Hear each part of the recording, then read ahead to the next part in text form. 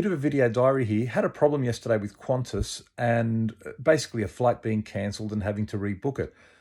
What they offered was for me to use their chat session. So I could do it by text or online. So I did it on text and I thought this is good because I can just respond when I've got time to respond.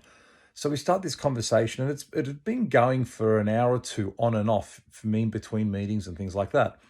But this staff member started to quote verbatim the policies and processes. Now, I've got a little bit of status at Qantas, which usually helps, but this person didn't want to know anything about it.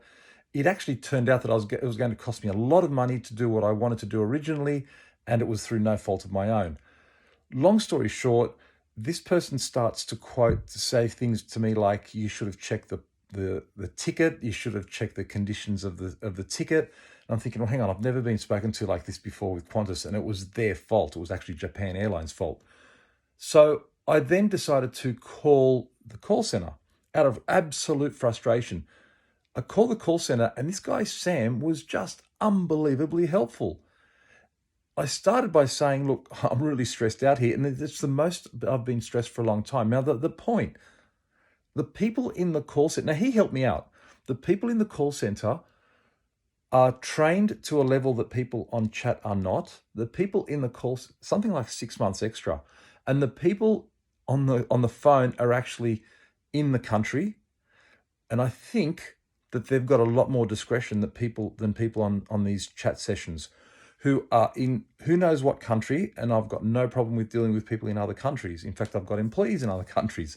But the fact is that when you're close to home base, close to the mothership, different things happen. Now, as a consumer, I felt that. And as a consumer, I felt fantastic at the end of it.